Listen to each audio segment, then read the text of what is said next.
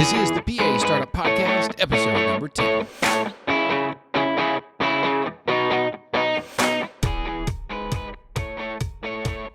This is the PA Startup Podcast, where we help pre-PA students, current PA students, and new grads start their careers as physician assistants. I'm your host, Chris Darst. We are glad you're here. Hey guys, welcome back to the PA Startup Podcast.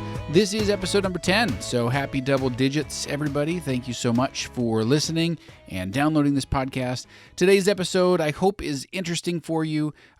This is a conversation with he's not a new grad anymore. He's been out for a year and a half, but there's a lot to learn in that first year of practice, honestly, regardless of your specialty. So I sat down with one of my PA partners. His name is Garner Wilson. He is a PA from St. Louis. He went to St. Louis University for PA school, and we hired him right out of school. And the learning curve with any job, like I said, is big, but with cardiac surgery, there's the added stress of learning how to endoscopic vein harvest, learn how to close the chest, learn how to assist in surgery.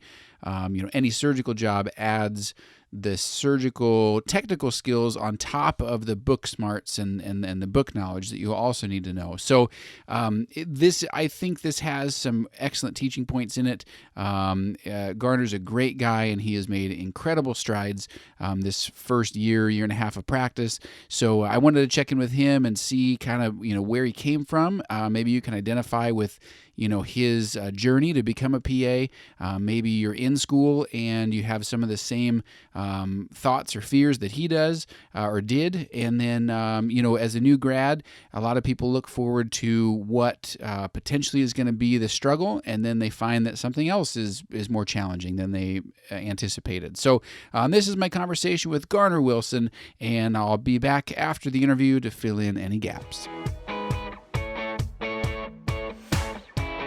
Okay, you got your phone?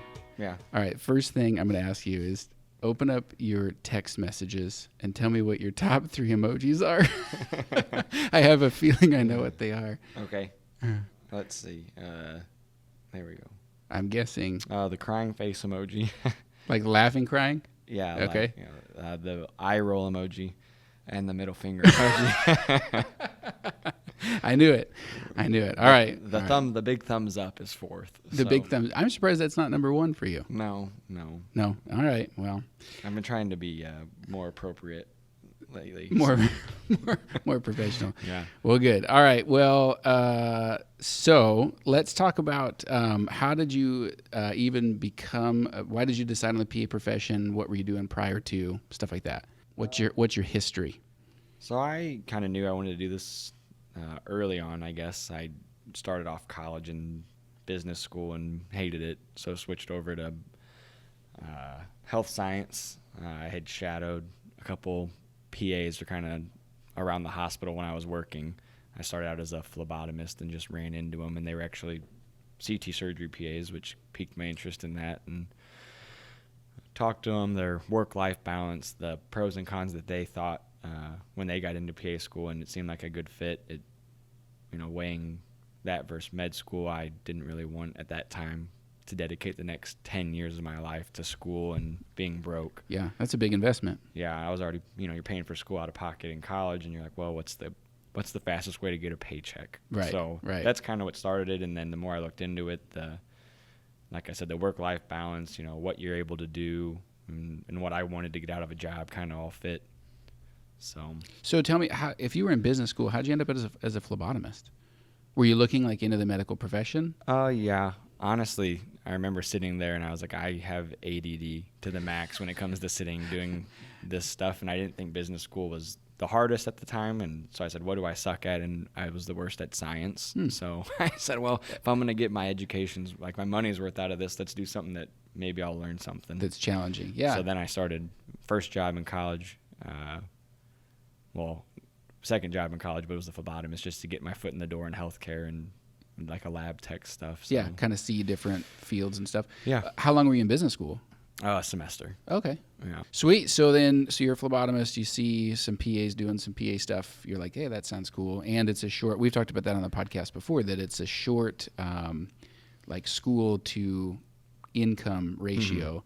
So that's a reason a lot of people pick it. So then you were all in 100%, or did you look at a bunch of different things and ultimately end up on PA, or were you sold from the moment you saw it? Between that and med school. And honestly, we joke about, I've heard other PAs say it, patient interaction with the provider. Sometimes physicians get a bad rap for, not having the most personable bedside manner and stuff. And I remember the day it was a resident came in and was talking about the risks of a surgery. Found out it was going to be heart surgery, and basically was pretty blunt, and the patient took it as, I'm going to die. Oh no. And then the PA comes behind, and I was like, who is this person and what's the difference? And that was what kind of got me going. And I was like, well, there's obviously a role for us. I like to talk to people, and given our job, we have a little bit more time. So the more I looked into it, I was like, this is a better fit for me to get into the patient care world faster. Yeah, for sure. Because I saw doctors, with meetings and all kinds of stuff, and I was like, I don't want to do that, but I do want to talk to patients, and I want to know what I'm talking about. Exactly. So, So what were your goals? I mean, did you kind of have your heart set on CT surgery the whole time, or were you open to whatever, or what were you thinking during school? I didn't want to do women's health. No, I loved the surgery stuff, and like I said, that's what my introduction to PAs was CT surgery, and watching what they got to do in the OR versus some other subspecialties. I kind of liked that responsibility and getting to do that kind of stuff, and so I was pretty sold on that. I was open to other things. Getting a job right out of school, sometimes CT surgery isn't prime for a new grad. Right. It's always experience necessary, 2 to 3 years or 1 to 2 years or something like that. Yeah. So I, threw some applications out there, but I applied some critical care jobs that kind of fit a similar role to try to get some experience. But I was pretty set on getting into the CT surgery field eventually. It was just when. Yeah, so. Right. That's what a lot of people, I think, say, it's just a matter of time. And they'll put their time in general surgery or trauma or something like that until something opens. Yeah. Did that factor into how you made your rotations? Like where you did your rotations or anything? Yeah. You play that game with how can I make this resume look as attractive as possible. So I ended up doing, the way my school works, you get 2 electives on top of your required one. So I did a thoracic surgery rotation and then a pulmonary rotation, which didn't fit a ton, but in terms of our lung cancer stuff that we do on our side of it now, it was a huge help, Yeah. So between those 2, I kind of shifted that way. I didn't do an actual dedicated CT surgery rotation, which looking back, I kind of wish I had. It would have helped a little bit, but you get up to speed. Yep. Yeah. As long as you know that it's a field that you like and that, the subject matter is cool. Yeah. That's worth it. So tell me about, so I know this story, but for the listeners, I'm going to have Garner tell the story. Tell me about like the job hunt. Like, how did you go about applying for jobs? How did you, reach out? And then what was the result? So I, like I said, went to school in St. Louis. Was pretty set on kind of sticking around there, and then my whole family moved to Texas. And I was like, well, that's cool, guys. See you guys. So I was kind of more willing to look outside of the St. Louis area. I had a CT surgery job opportunity in St. Louis, and then I had a friend in Lincoln, Nebraska that said, hey, you should just look out here, see what there is. And there was only one job I could find, and it was a CT surgery job. So I was like, well, why not? Right here, baby. We'll see what happens. So I threw it out there, and sure enough, obviously got an interview. Looked at it as a free vacation, if nothing else. Like, I'm going to come out. A trip up to see your buddy. Come out to Lincoln, hang out with my buddy, and see if I like it. And I had just done my interview in St. Louis and hadn't gone quite as I thought. It went well from my standpoint in terms of a job offer, but in terms of a fit and physician fit, stuff like that, I wasn't feeling it. And then it came up into the total opposite experience up here with our facility. And obviously I ended up going home that night, and my buddy said, how'd it go? And I was just like, I don't want to talk about it. He's like, why? I was like, because I'm about to move to Lincoln, Nebraska. I could go anywhere. I can go anywhere in the U.S., and I'm picking here. And I'm picking here, and it's cold. It was -9 the night of the interview. I remember just being like, this is miserable. Like, St. Louis is cold, but not -9 cold. Yeah, for sure. And then one thing led to another, and here we are. Here you are. Yep. So, Garner's interview is interesting because, and this is a tip for people that are out there that are interviewing for a job, was he was ready for like an actual like formal interview, which we had sort of the next day, but we went out to dinner with him the night before, and it was myself and the two other PAs at the time, and I was wearing like a t-shirt. I was like super not formal. I was late as I usually am, but he was in like a suit, and I'm sure I'm remembering a suit, just a shirt and tie. I remember it as a 3-piece suit, but. But anyways, the first thing he said was, he's like, hey, if this is going to be this kind of a interview, can I just take my tie off? And we were like, yeah, totally. So that actually was like, not to sound weird, but like we had a good conversation on the phone, but in person, that was actually very endearing. Like I was like, oh, this guy's pretty chill. So, So for those people that are interviewing out there, don't be afraid to be yourself. And like Garner said, sometimes interviews don't go the way that you expect. And so if it's not a good fit, don't jump at it just because it's the job, right? And I agree. And that's really what I think we all joke about now. That moment was kind of like, for everyone, from my standpoint, it was oh, these guys are laid back, and from their standpoint, it was the same thing as this guy is just chill and it's going to be a good fit as a group. And that fit is what's important. When I look back at my other interview, is like this fit for me especially as a PA, right? You're working with under physicians and with other PAs in a surgery practice. If that fit's not good, your job is not going to be enjoyable. Yeah, it's a rough way to spend your day for sure. Yeah, and I would say the practices are different. So some PA practices or some PA jobs are, very tied to a doctor, and so that's the most important relationship. If it's the PA and the doctor are inseparable, then you got to have a good relationship with the doctor. But in this practice and a lot of surgical practices, the PAs are kind of a team. So that's the primary relationship that you have to protect. So that's really good for fit, is to make sure that is actually going to work. Yeah. Without divulging too much information about the other interview, what was it that kind of rubbed you the wrong way? Yeah, there was a few things. The one, just the setup of the interview itself.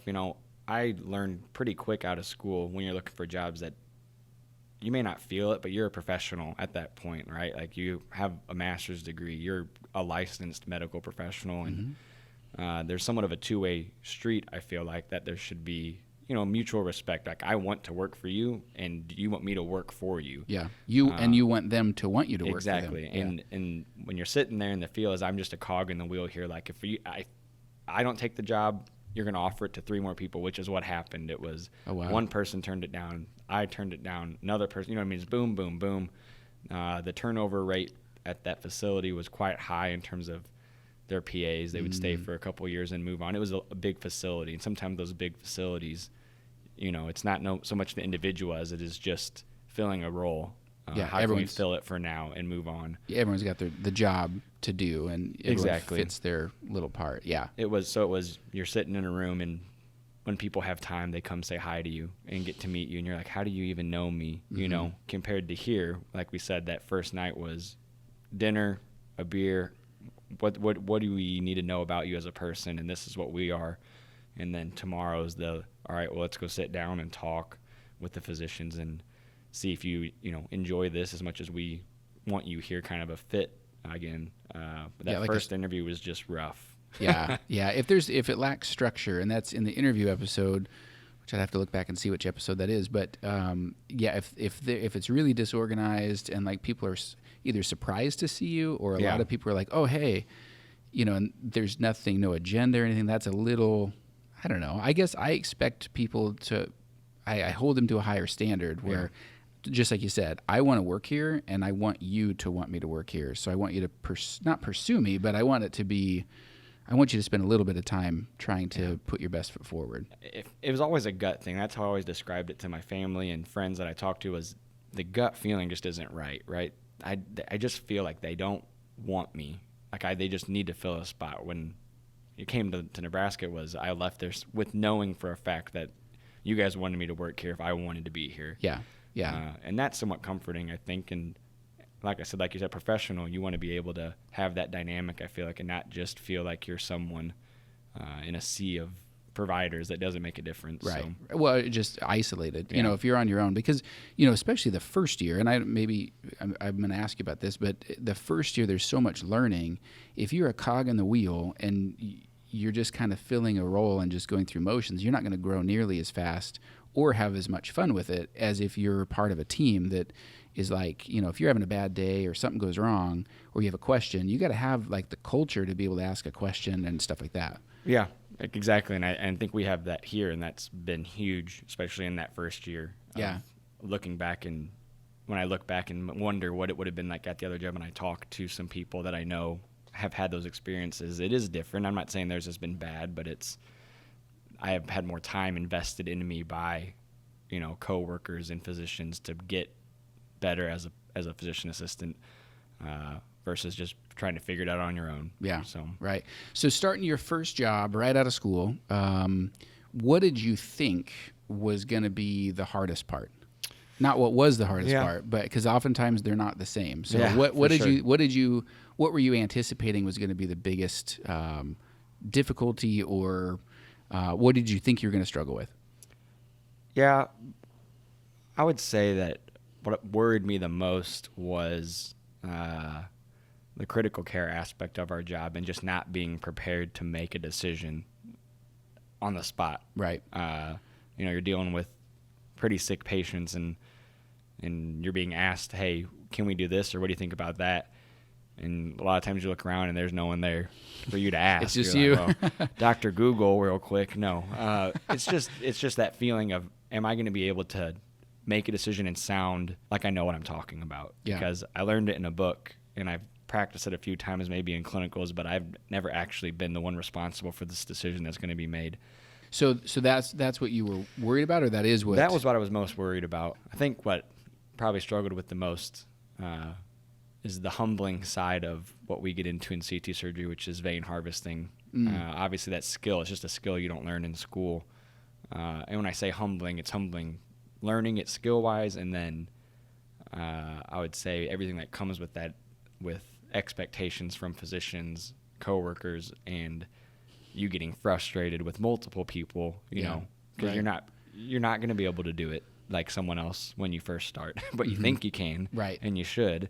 And I think it's, as a professional, learning like when to be frustrated and when to vent to the right people. It's a weird dynamic, I feel like, with any PA when you're working for a physician, is they have a certain expectation, and when you're not meeting it, how has that message come across, and how are you going to accept it? And I don't think I was most accepting of some criticism sometimes. Oh, yeah, I see. Yeah, because any skill, whether it's suturing or vein harvesting or really anything, the skill side, especially surgical skills, have a little bit more weight to them right away, because you can create some problems, wound infections or dehiscences or something like that, or screw up a vein during a vein harvest. But then even medical decision making, that's not as dire unless you make some crazy decision, but there's always pressure. And I find, you can probably confirm this, but the honeymoon period where like you're a new employee, and, everything's great, he'll get it, and then pretty soon it's like, okay, why is he not up to speed? Like, it's never fast enough, and so then there's going to be negative feedback, and hopefully it's constructive, but it is a hard pill to swallow. Yeah, it is. And I guess I didn't describe it the best, but it's mostly that, how you're accepting of the criticism and how you adjust, you take it and adjust and learn from it to be better in the future. And when you're first starting, you're learning so much so fast, especially in this specialty, that sometimes it's like, all right, dude, I'm done. Yeah, like, right. This is day 46 of you riding my I think I can just take a chill pill for 1 minute, But when you look back at it, it was all for a reason, and maybe you didn't like the way it was done or whatever, but, it's almost like a mini residency for that first year, honestly. Yeah, definitely. And there was times where that word was brought up, you're basically a resident to a physician. I really do look back, and I remember having conversations with you and with, our other coworkers, just frustrated. And then you look back and you're like, but it really wasn't that big of a deal, right? But at the time it feels like it totally a huge is. deal. Yeah. And it makes you want to just say, I'm done, and go do something easier. I don't know. Yeah. The urgent care, not that that's easy, but it's not vein harvesting, and on the other side of it, we just hired a new PA, and I've already had a couple of conversations of, I wish I had been told this, right? Yeah.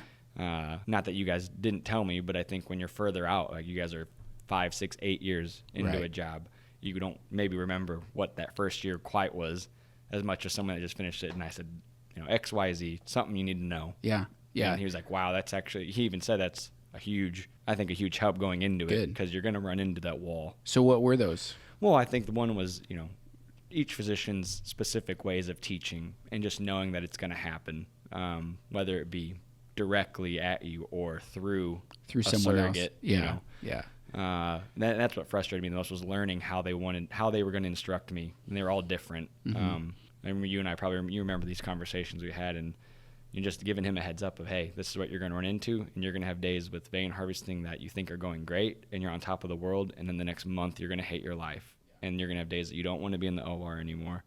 You just want to go home, or you just want to be on the floor. But if you don't have those days, you're never going to get to the point where, when you have a 400-pound patient and you take a vein out of their leg, you can walk in and be like, okay, this will be fine. Yeah, I used to walk in and just be like, this is going to be the worst 4 hours of my life. Oh, I remember that. That is one thing I do remember from being new was whatever intimidates you. And that can be anything in any specialty, but whatever personally intimidates you, that's a horrible feeling. You walk into the room, or you pick up a chart and you look at what the issue is, or what, for us, the weight of the patient is, and you think, oh my goodness, this is going to be a nightmare. And getting to the point where you're like, I got it. It takes time, but man, it's so sweet when you get there and you're like, hey, I can handle this. Yeah, and I used to think it was 6 months. Yep. I should do this in 6 months. And then you're at 9 months, you're like, why? Why am I still not What made you think 6 months? Was it just kind of, did someone say that, or was that like just a goal that you set for yourself? I think it was a goal. I wanted to be independent in 6 months. Everyone always says, at least I've heard a lot of people say, a year, sometimes 2 years before you feel competent as, on your own as provider. And I was like, whatever. Yeah. That doesn't apply to me. No, yeah. I'm better than that, And it wasn't 6 months, and it wasn't 9 months. It was probably a year in. And you're like, I walk into the OR now, and I have zero, concerns about my abilities. I mean, there's days you struggle and you do this and that, but I never walk in like, this is not going to be fun. Every specialty is going to be different, and there's going to be things where my first job, supervising physician, he would say stuff like, I would ask him a question, and I'd be like, maybe I should know this. And he's like, 3 months. You should know that at 3 months. He knew that it would be a little bit of time. The repetition is what you need over and over before that sticks.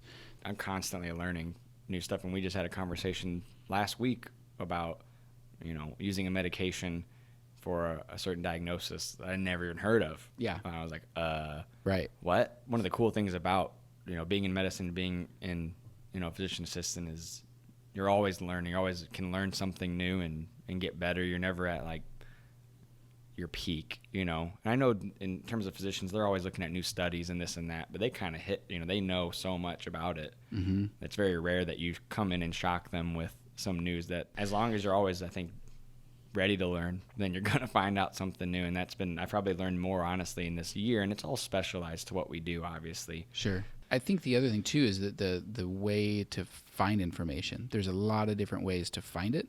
And I remember one scenario where I said, yeah, I think they had lung surgery in the past. I was brand new to cardiac surgery, and the physician was like, well, which side? And I was like, I wasn't in the chart. Did you look at the patient? Because I'm sure they have a scar. And I was like, oh, yeah, I probably could have done that. And it's learning that it's, you can't just rely on documentation or what the patient even says. There's multiple different ways to get information, and you kind of have to figure out, okay, you have to read the patient. Is this trustworthy, or do I need to look a little further? Or if I don't have the answer, where can I find it? Yeah, most patients are bad historians. They're very bad. So have you had surgery before? Is typically question one. No. Okay. Have you had any procedures on your legs? Oh, yeah, I had that vein stripped one time. Okay. Yeah. Well, I've got stents in my legs, and I had vein stripping, and I had DVTs in the past, so they put an IVC filter in. You're like, that would all be wonderful to know. So then you learn, have you had surgery before? Have you had a procedure done before? Have you had any health problems? Yeah. No. Do you take blood pressure meds? Yes. Diabetes meds? Yes. Cholesterol meds? Yes. But they're all controlled. Yeah. I know. I used to have that problem, but I don't, because you take your medicine. Yeah. So that's one of the, I think, just getting out and talking to, you got to talk to hundreds of patients before you kind of figure out these are the key questions and how to ask them. Yeah. It's almost like I imagine like a lawyer asking questions to someone on the stand, like just rephrasing it differently to kind of get more information out. I love the ones that are like, what do you see the doctor for? Oh, I'm healthy. I don't go to the doctor. That doesn't mean you're healthy.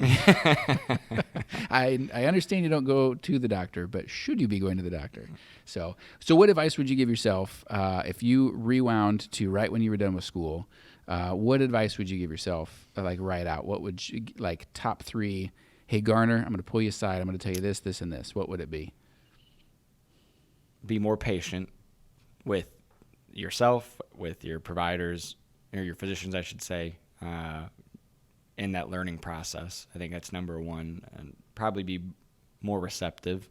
I think I take criticism pretty well, constructive criticism. But it's, like I said, we talked about, it's a steep learning curve, and it can be frustrating and sometimes demoralizing that you know, aren't very good at what you do, and you just get mad at people. So just being more open to it, be ready for it. I don't think I was quite ready, expecting to take as much as I got. Right. And I don't think our physicians that we work for are overbearing in terms of that, but it's just so much so fast that I wasn't quite prepared and kind of maxed out on how much criticism I could take. Well, and I would say too, to interject, the amount and the frequency of the criticism is difficult too, because on Tuesday somebody might ream you for something, not ream you, but just be like, come on, man, you should know this. And you get down on yourself and stuff. And you're like working through that. By Wednesday, someone else has a different problem. And you're like, oh my goodness, like the sky is falling. Everyone's mad at me. Like that is really, really hard to take. To be able to compartmentalize the criticism and really just being able to let it roll off your back, to be like, okay, I'm going to take the teachable moment out of this. I'm going to, what was accurate, what wasn't, and focus on the accuracies, focus on where you can get better, and then just change it in the future. So sorry to interrupt. Keep going. No, I think that's probably you probably said it better than I did, but yeah, I think that goes hand in hand with being patient, right? If you're not ready for the criticism and you're not going to be patient, then it's going to be real rough. Right. Getting started. And in a weird way, the criticism is good because it's in hopes of making you a better provider. But sometimes the way that it's shared is off-putting or somewhat stressful. But it really is to make you better and to make you a better provider down the road. Yeah. And then I think thirdly, having a good support system. Obviously, I moved away and didn't have much family, but it was tough at first because you didn't have anyone to vent to or anyone to just say, this is what's going on. And I didn't reach out to family that much at first. You're kind of just getting in the swing of things. You can do it. And then you hit a point where you're like, I just need to talk to someone, and the more I got plugged in here with you guys and friends, and then talking to family back home, you find, all right, it's important to be able to have conversations of work, and not all the time, but I had a bad day. So when I leave here and I've had a crappy day, sometimes it's just a phone call to whoever, and this is what's going on, and just get it off your chest. Because otherwise, I found myself just thinking about it constantly. It eats at you. You get more frustrated. You get more down on yourself. And we do it now with breakfast. We go out, and it's sometimes just 30 minutes of vent session of whatever's going on. Yep, just get it off your chest. And then we're done with it. I don't even think about it again half the time. I'm on to the next thing, and I think it can affect your decision-making for sure. I've looked back and I'm like, man, maybe I wouldn't have been so frustrated or set on doing that one thing, but I was distracted by this other thing that was bothering me. And I think all those three things just go together, and really it's your work-life balance and having a good fit at work and at home. Yeah. Yeah, that's good. One thing that some PAs aren't prepared for is like urgent situations, like codes and stuff like that. What was your first one like with that? Yeah. Everyone that I talked to, I don't know, I've never asked you who your first, person was that died on your watch, or, it's just part of the job. But I know some of our coworkers, I know their name. I remember what room they're in, and it's one of those things that just sticks with you, and you're never ready for the first one. We've had plenty of codes, and codes are codes, but then you have the drastic version of it. I remember it was the middle of the night, get called in to a guy that all I know was he was coding. That's all I knew. And walk into his room on the progressive care unit, and his chest's already open, and our surgeon is there basically doing manual CPR on the heart. Cardiac massage. So the surgeon had already come in and had opened up the previous incision, Correct. Cut out the wires. Yeah. Was the patient asleep at this time? Were they intubated? I can't remember. We were not yet intubated. Oh, my Lord. We did, obviously, right away. But, it was in these situations, he was not awake, but Yeah, he wasn't with it, but oh golly. So got him that's no intubated, good. and there's every kind of bodily fluid in the room, and you're on a unit that's not meant to have surgery on it. And Right. people are in shock, and I'm in shock. Like, I've seen open heart surgery now for 8 months, and I see it every day, and it's a totally different scenario. And you're shaking, and I'm probably white as a ghost, and trying to do surgery with your surgeon at this time, basically at the bedside In like a normal hospital room with like balloons in the corner, and you're trying to put pacing wires in and try to get a rhythm back, and get him to the OR. And obviously you can probably assume this didn't end well after all attempts. Right. It's one of those things where you get thrown into the fire. We got to be somewhat ready, and I knew that getting into that job. I think if you don't know that, you should know if you're not comfortable with those levels of stress. It's not that you can't do it, but some people just don't like it. Right. It's just not what they want to see or do on a daily basis. Then don't get into it, because it's going to happen. Mm-hmm. And I knew that getting into it. You and I had conversations about it before. I think that it's going to happen, and are you okay with it? And it's like, yeah, I mean, it comes with part of the job. You never get used to it, but it comes with the territory. Yeah. And that goes back to what we talked about, family and having something to go home to. I don't have family at my house. I have a dog, but calling, someone the next day, I'm like, dude, let me tell you what happened. I have to tell you this just to get it off my chest, because it just plays in your head over and over again. In the moment, the only advice that I could give anyone listening out there for if and when this happens to you is to kind of fake it till you make it. Mm-hmm. I mean, just remember to focus on what the task at hand is. Don't focus on the fact that this is really messed up, what's going on right now. And, doing what you can to help, and knowing what you know and what you don't know. If you don't know how to run a code, you shouldn't be the one running the code and telling what drugs to push. You should find someone else to do it. And that's fine in that situation to say, I don't know how to do it. Someone else needs to do it. But find what you do know. Do you know the instruments that they're looking for? Do you know how to take the wires out? Do you know how to, if someone's asking for something and everyone's got blank stares, do you know where it is? Go get it. All that sort of stuff. And then it's compartmentalizing again, where you kind of put everything else on the back seat, and then once it's all over, all that stuff comes crashing forward, and it's rough. It's really rough. Yeah. I remember the first few just basic codes that you have that isn't as gory, but what do I do, right? Yep. Well, there's one thing I know how to do, and it's CPR. So if I can come up and start doing compressions, then it gets me out of the way and makes me at least appear useful. Right. You're helping, and you're freeing somebody else up to do something else that they might know how to do. Yeah. But we're good at compressions, baby. Oh yeah. Yep. I just flash the tricep muscle, just boom. No, but I think that's probably, when I look back, like the one thing that saved my rear end a few times of looking dumb in a situation that I did not feel comfortable in was, like you said, find something that you know how to do and go do it. So give the nurse a break and do some compressions, right. Squeeze the bag for the respiratory therapist while they're trying to do something else, right. Just do anything so you don't look lost. Yeah, completely helpless. Yeah. All right, one last thing before we go. Tell me your craziest patient story in your first, year and a half of practice that you've been in. The most recent one we had was that, and you're going to know exactly who I'm talking about. He had a bypass surgery, and from the get-go, he's one of those guys you walk in the room during his consult, you're like, oh, this is going to be a rough ride. Get through his surgery just fine, and I happened to be the one rounding that week on the floor, and every day was just a struggle. It was just a struggle to get through his rounds. He was a nice guy, odd.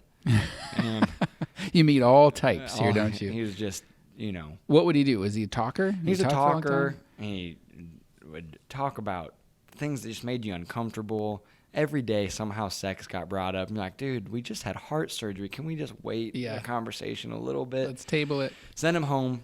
He was doing fine. Came back, had an aggressive love bite, is what he called it, to his chest area, followed by he had been shaving his chest. He was laying, and the best part was he let his cat lay on his raw fresh sternal incision.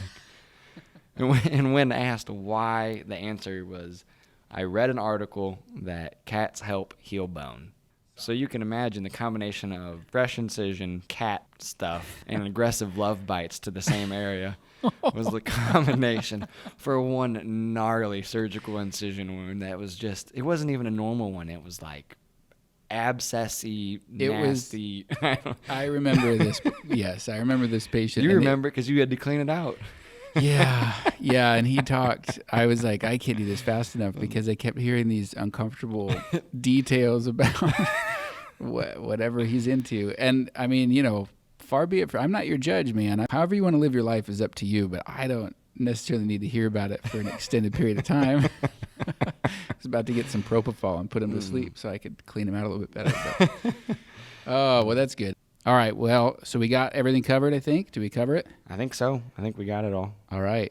Well, I'm going to get out of your way. Thank you so much for joining us today. Yeah, I heard this is the second most popular podcast behind Joe Rogan, so I'm glad I could be. We're be a part of pretty sure we're in iTunes New and Noteworthy right now. Actually, we're not, but definitely leave a rating and review, and we'll get there. So, all right, Garner. Well, thanks so much for joining us today. Have a great afternoon. All right, thanks, man. See ya.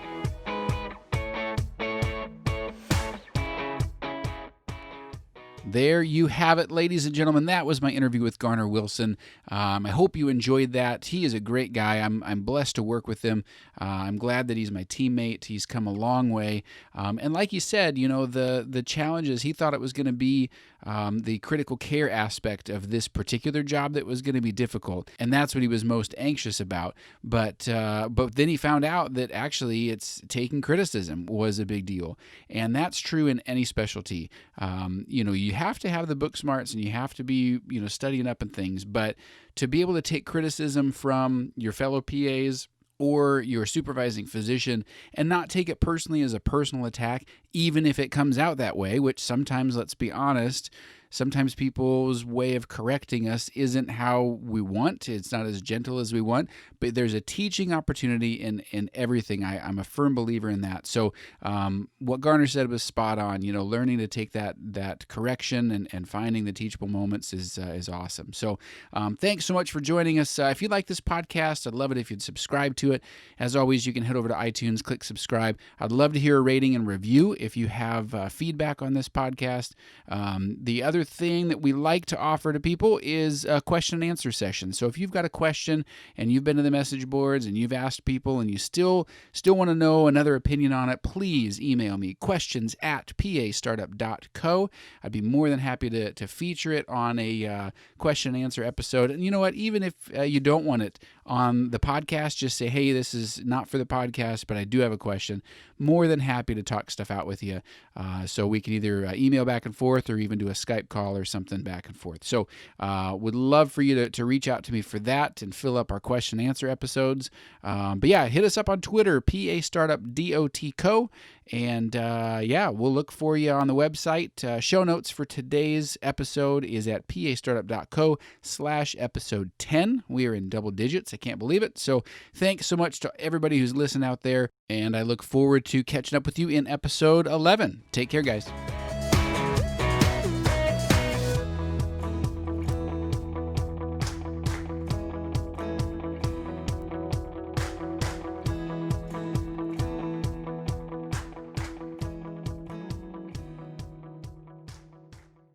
All right, and then I'll do the intro later. Is it a cool intro? Oh, yeah, of course it is.